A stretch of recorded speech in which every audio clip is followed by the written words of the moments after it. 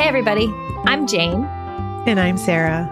And you're listening to the Medium Curious Podcast, the show that brings the magic of mediumship to the mainstream. And today we just left the door open to let Spirit guide us to talk about whatever we were supposed to talk about, and also believing. So if you're open to believing, you should stick around because it's a wide-ranging, fun conversation about how Spirit can drive the bus. Here we go. Hi, Jane. Hi, Sarah. What are we talking about today? We have no idea. We're going to do a little experiment today where we're going to see if we can let Spirit drive the bus. Oh, I feel like I was in a practice circle a couple weeks ago where, no, it wasn't even a practice circle. It was a demonstration online, and the medium brought through a woman who was a bus driver. No way. And my dear friend Eliza was on that call, and she was texting me on the side. She's like, I know a bus driver. And I said, take her. And was it? It was somebody that she knew. Yeah. Oh my God. So she was getting a reading and a demonstration. That's cool. Yeah. But it was the mother of a close friend. So it was a little bit hard to validate the evidence that was coming through, because a lot of what she was bringing through, Eliza wouldn't know because she wasn't very close to her and only met her a couple times. Right. So that's tricky because you could imagine that it's her, but you would have to say, like, I have to check. Yeah. For the validation. Yeah. And then that's hard for the person giving the reading because, when it's your dad or if it's your child on the other side, you obviously know absolutely everything about them. And then that information that you're getting, you can validate anything. Yes. That happened to me yesterday too, where someone was bringing my father-in-law through, and they were saying all this really cool stuff. And I was like, I have to ask my husband. I don't know. Oh, that made me also think of something else. What you got? See, Spirit's driving the bus. Yeah. So when I first started practicing mediumship, I was sitting at the desk that my husband was working at home from. And his grandfather kept coming through. And I've never met his grandfather. His grandfather passed before I'd even met my husband. And this was the grandfather. Yes, the grandfather you brought through. So I had to have a stern talking to him. Yeah.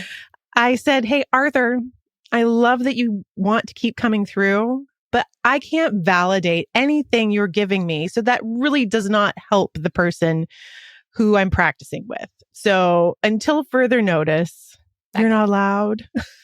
Oh my gosh. But do you remember after that event, you and I were texting about it?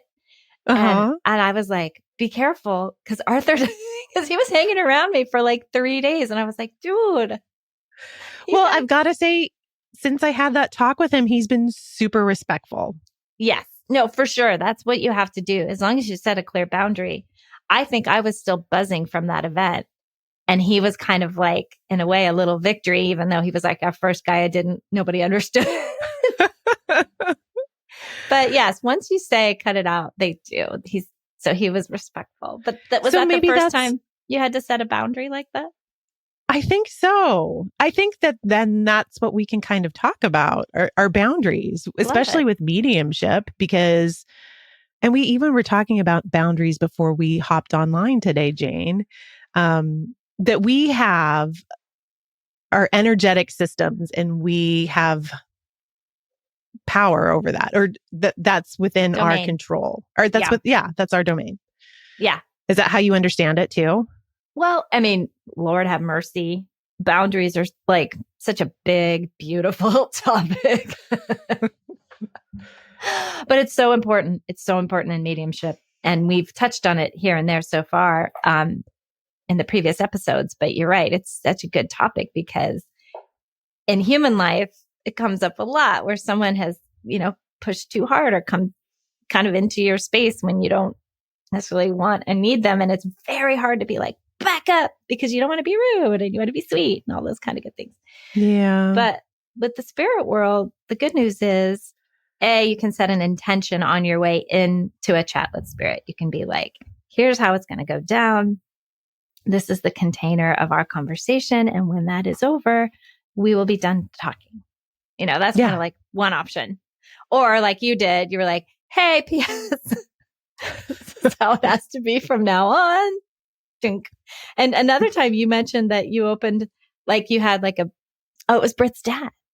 Like popped in the shower, and you say, I usually don't have the door open, but maybe explain how that worked that day. Like, were you just like, oh, that's okay? Or, well, okay. So this happened more toward the beginning of me realizing that I'm a medium, and I just kind of left the door open all the time. Yes, because I thought it was so cool. And I was scared if I closed the door, I wouldn't be able to do it anymore. Right. And that also brought up a lot of other things too, where I would get messages from people who wanted to get through to their loved ones, but their loved ones definitely don't believe in mediumship. And then that just left me like, do I tell this person that their sister is trying to get through to them? Or, do I reach out to this person and say that their brother wanted to give them a message where it, could totally blindside them? Well, I mean, isn't that kind of the whole premise of like the Long Island medium? Like that's her jam. Like she blindsides people. Yeah. She like walks up to them while they're buying fish. And she's like, but I mean, I don't know how I know this, but I've recently found out that the producer, like she would stand there and get the dad or the husband or whatever. And then, but they would like ask that person's permission before she like walked up with the camera. They would have to. But she did like kind of walk into the room with her antenna up. Yeah. Right? But you inspired me to talk about something when you mentioned the door. My original mediumship teacher, who I would love to get on this podcast, so I'm going to reach out to her. She's awesome. That was the image that she gave me, was that when it was time to talk to spirit, she was like, see, chill. You put your hand on the doorknob, open the door, and it's sort of like, okay, game on. We're in business. Right? That's a good idea.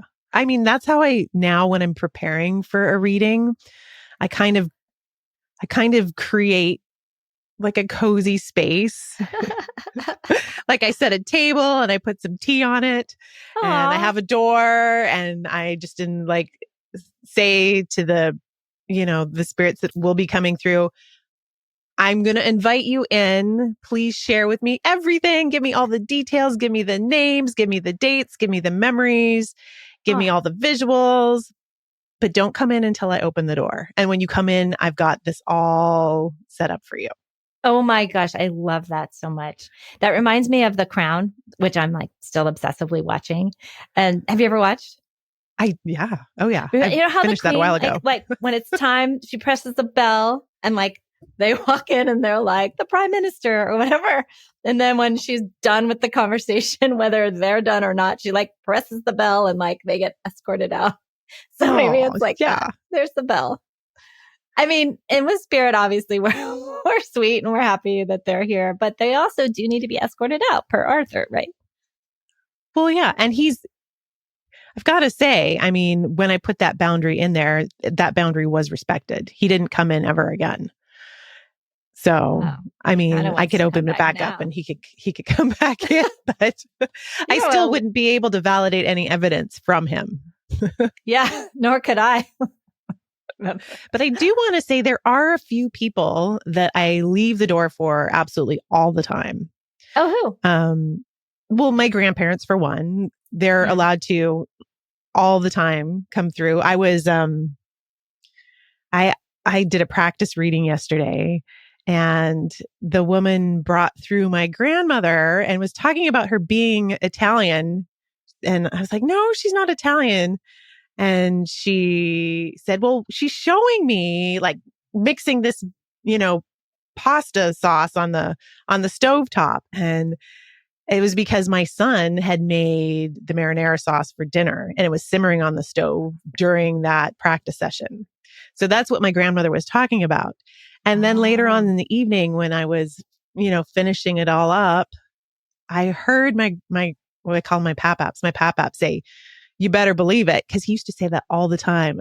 He'd say, "Do you know who loves you?" And I'd be like, "You do," and he'd say, "You better believe it." And so I leave that door open all the time. And I'd had such a great day yesterday, feeling their presence around, and hearing "You better believe it." It just made me know that he was there, right there with me. So the door is always open for my loved ones to come through. Now, is Pop Up the hot chocolate guy? Yes. Oh my God, I love Pop Up. Because we had a walk once where all of a sudden he popped in for me. And I didn't have a mediumship door open, but I was hanging out with my favorite medium. So the door just kind of swing open when we're hanging out. And he kept talking about how you needed to drink some hot chocolate and you needed to have hot chocolate every day. And it was so cute because turns out he made hot chocolate for my mom every single morning before she went to school. I mean, now we can all just fall in love with that guy. I mean, who makes hot chocolate for your kid every single day? Is that the key? He made her hot chocolate every morning before school. Yeah. And I mean, that's just the type of papaps he was.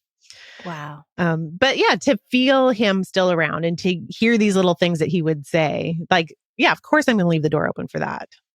But I also have 2 friends who have little boys on the other side, and I leave the door open for them too. But those are personal friends. And anytime those boys want to leave a message for me, of course I will. But it's usually 3 a.m. in the middle of the night. When my perimenopausal self is lying there awake. lying there awake, sweating. I'm like, oh, you're awake. Here, let me tell my mom this. Yeah. I love that. I love that discernment. Okay, so the door is open. I would say the same for my nephew, Mitchell. And I did a reading this week where I was bringing a boy through who was 13 when he crossed. And it was really intense because it reminded me so much of Mitchell. And so, one kind of topic that we can tag on here is that the emotions that come up for us while we're in a reading, and how really they need to be managed. They really need to kind of not, you can't start sobbing in the middle of a reading, even if it's warranted. You know what I mean? Oh, yeah. So because it's not about us. It's about... No. Absolutely.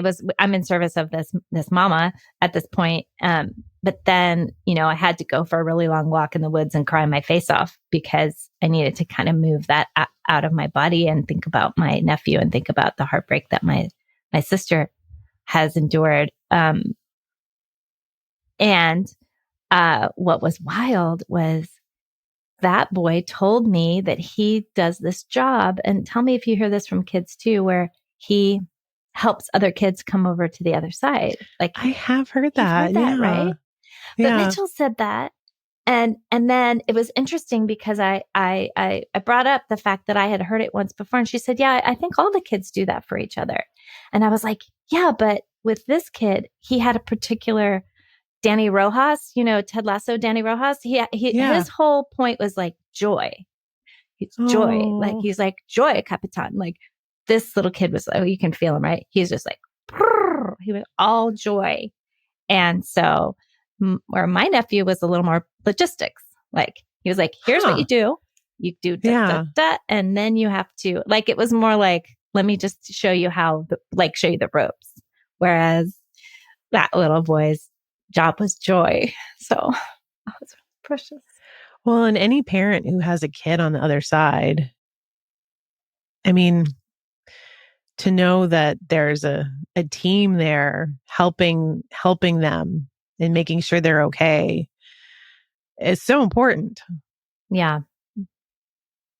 And And I think that, that they're joining a team too, that they very pretty quickly join the team of like, we're here. And once they get a little bit settled, they're like on the team of helpers and they're being of service. And then they go on to other stuff. Like I know that my nephew is on to other stuff at this time, but it's a beautiful service for the first little while that they're there.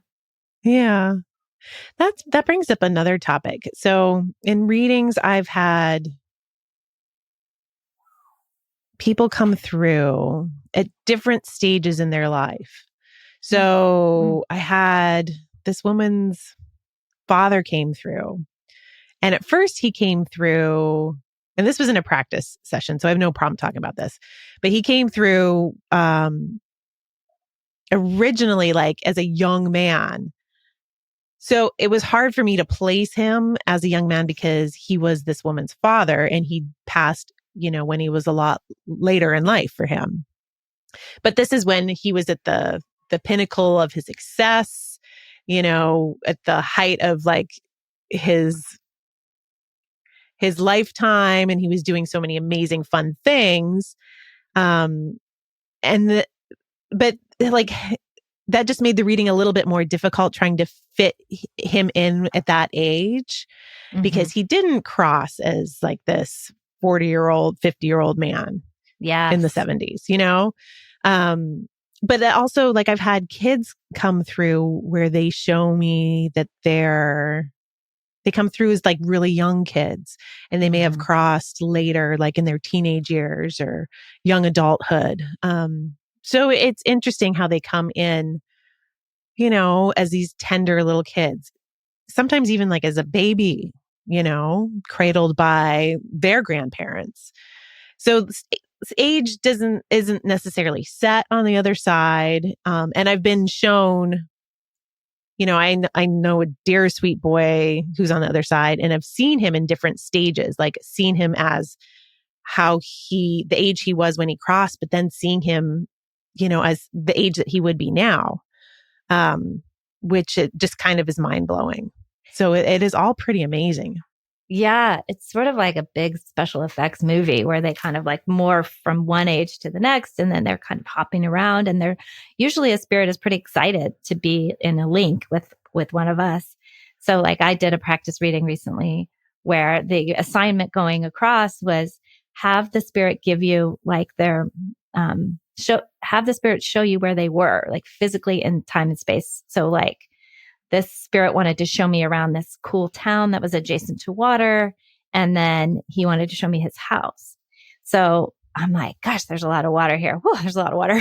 And then I was like, and this house is so sweet. It looks like a picture that a kid would draw of a house. It's like triangle, box, and there's land all around it. And she couldn't take that. She was like, nope. But she was picturing the last apartment that he lived in, which I think was kind of a fancy apartment. Like he was kind of a fancy dude in like Greece or something. And yeah, neat dude. And then after we were kind of unpacking what had happened, like the link was over, we were done doing the reading. And she was like, oh, right. He did live in a house like that when he was, but meanwhile, It's hard as a medium not to be like, I am failing.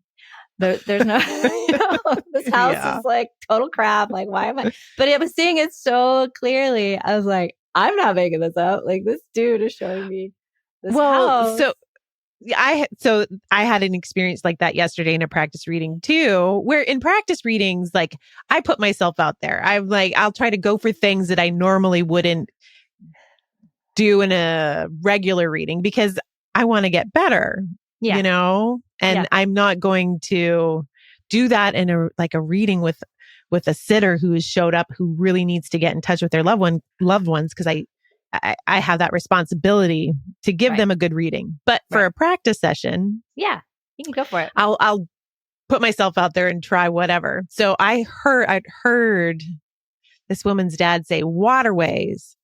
And I was like, waterways. Okay. What do I know about waterways? And then all of a sudden I was like, jump. It's like canals, like Amsterdam, like, where, and she's like, no, that's not where we're from. But I got to Amsterdam, I got to Waterways. And then when we went back and looked at it, it was a Florida connection. But I jumped to like, were they an immigrant? Had they, like I had just gone down this road that completely got me off track. And I know if I had just stuck with Waterways, I think I probably would have been better off. Oh, gosh. Yeah. Our teacher was talking about that, how the mind can just hijack and just start running down the field. It's almost like you've got this beautiful baby connection with the spirit, and it's like this really precious thing.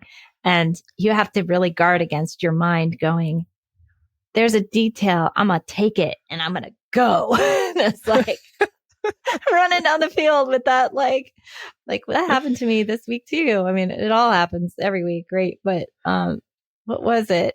Well, it's just funny because this mom came in yesterday and she showed me Wonder Woman. I kept hearing Nice. Linda, and I was like, Linda.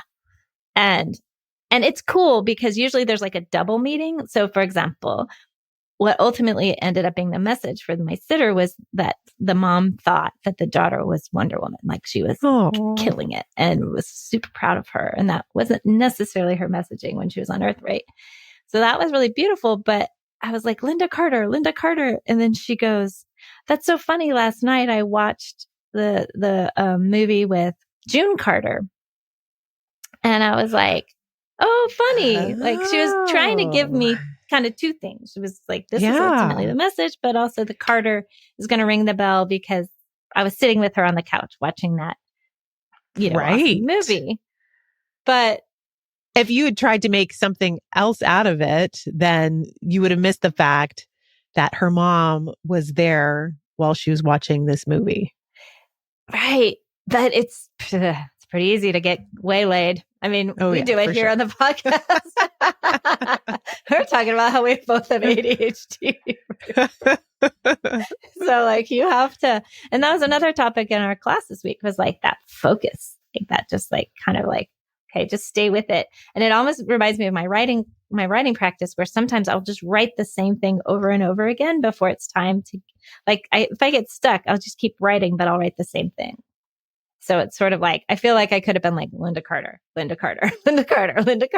instead of trying to tell a story about Wonder Woman, and then she would have been like Carter. Right. Got it. I don't know. It's interesting because we're just constantly trying to figure out how to do this thing. Well, I think being flexible and open, and that's kind of what we were going to plan on doing today, was just being open. Yeah. That's the best way to be, and going with the flow, being in the flow. Mm-hmm. And also not getting in our own ways. Which is a lifelong practice. That's right. It's very applicable to the everyday life. And it's interesting too, like when we're open and it's flowing and we're having this whole conversation and your spirits are drinking their tea that you set out for them and we're hanging out. And then at a certain point, it just sort of starts to back out. You know what I mean? Yeah. It's like we need to now, because now we've just been talking for 30 minutes. That's exactly how I was feeling. I was like, I think we're out of topics. Yeah. But we've done it. We've opened the door to spirit. We've just said, let us know what we're supposed to talk about. And apparently we did it. And I actually have no idea what we talked about in the last 20 minutes. We'll just have to listen back. Well, listeners, thanks for joining us. It's always a pleasure to talk with you, Jane, and all the support that we have around us. Yes. All the love that wants to come in. And by the way, think about what Pep says. You better believe it. You better believe it. So, right? So when you were becoming a medium and he's going, I don't know if I can believe it. Pop-Up's like, you better believe it. Oh, wait. I have one more story before. Yeah. Do we? Can I? Okay. Yeah. So one of my very favorite friends, one of the best people I ever knew in LA, crossed over by her own hands. she died by suicide, and it was obviously terrible. Yeah. And I was, long before any of this was really part of my life, I was driving by the cemetery where she's interned. And I was, of course, thinking about her and going, it's so weird that she's up there, but where is she? And it's like she jumped into the car with me. And then she started talking to me in my head. And she's going, I'm a little worried about my husband, but I think he's going to be okay. And I feel bad about this. But hey, by the way, I'm totally fine. Like, I'm really good. Like, it's totally fine over here. I knew pretty much immediately after I crossed over that, oops, I wasn't supposed to do that. But I'm also, so she was like kind of just downloading to me like we would on walks, like as a friend. She was just like, blah, blah, blah, blah, blah, blah, blah. Yeah, it was so great. And of course, at the time, which was like way back in like, I don't know, 2010 or something, I was like, is this happening? Is this real? What is happening? Like, I was just like, you're making this up, Jane. And what a lovely thing to make up. What a lovely conversation to make up in your mind, you know? And I think people must do this all the time. And like, discount the actual conversations that they're having with their loved ones. Exactly. This was absolutely a visitation. She was totally in the car. And I was going, I don't know if I believe it. Whatever. And I drive and I get off the 134 and I'm behind this Mercedes and the license plate says, believe it. That doesn't get any better than that. I know. So I was like, good job, Angela. I love you so much. So all the signs, folks. Yep. Well, love you. Love you too. Love everyone else. See y'all next week. Bye. Medium Curious is made possible by Jane Morgan Editing. Sarah Rathke made the amazing music. And Gigi Hawkins, Podcast Consulting. Our logo was created by Eric Allen. Kyle Hansen McKee, Photography. And the dogs under the desk in Hawaii are Kalea and Domino. And Trixie in California.